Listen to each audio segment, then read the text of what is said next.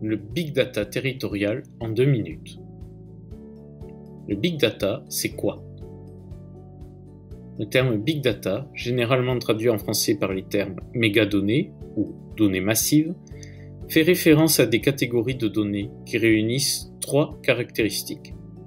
Leur volume extrêmement important, leur vitesse élevée, leur diversité de formats et de degrés de structuration. Dans le secteur public, l'un des principaux enjeux du Big Data a trait à la capacité à combiner ces données, à les analyser et à les exploiter dans un cadre légal et éthique, afin de les transformer in fine en une information pertinente pour la prise de décision publique. Le Big Data est particulièrement pertinent et adapté aux organisations publiques locales du fait de la quantité et de la très grande diversité des données qu'elles produisent au travers de leurs actions et de leur interaction avec le milieu local. C'est le carburant indispensable à la mise en œuvre du modèle de la Smart City.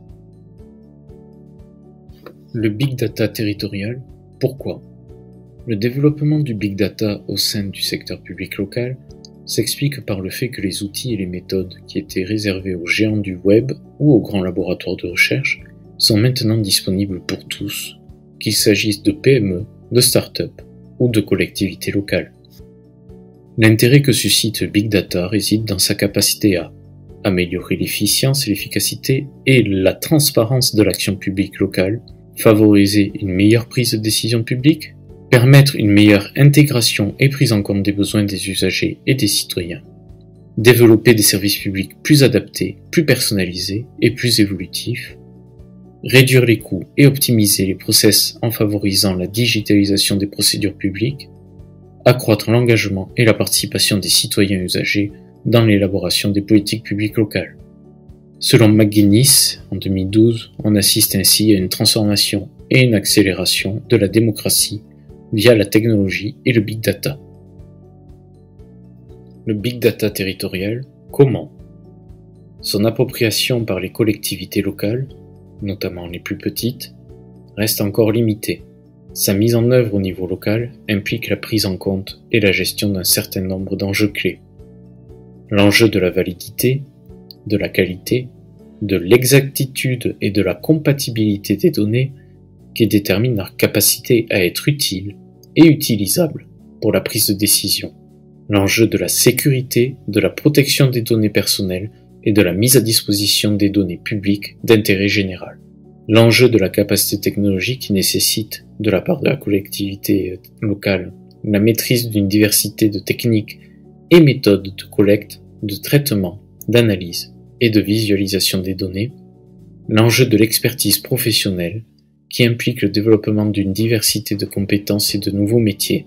L'enjeu de la gouvernance partagée et collaborative des informations. L'enjeu de l'amélioration des processus décisionnels. L'enjeu de la sensibilisation, de l'accompagnement et de la formation des cadres et agents publics sur les potentialités et les champs d'application du Big Data, mais aussi sur ses limites. L'enjeu de l'extraction de la valeur publique et de l'intégration du Big Data aux stratégies de développement global des territoires. Conclusion. Le Big Data territorial présente donc de nombreux atouts pour renouveler le pilotage des politiques publiques, améliorer la performance des organisations et contribuer au développement des Smart Cities. Toutefois, un certain nombre de questions restent en suspens pour procéder à sa mise en œuvre opérationnelle et exploiter pleinement son potentiel. Quelles sont les pratiques collaboratives qu'implique le Big Data territorial? Quelles sont les limites et les risques associés au Big Data? Quelles sont les conditions et les facteurs de diffusion et d'appropriation du Big Data par les collectivités locales, et notamment par les plus petites?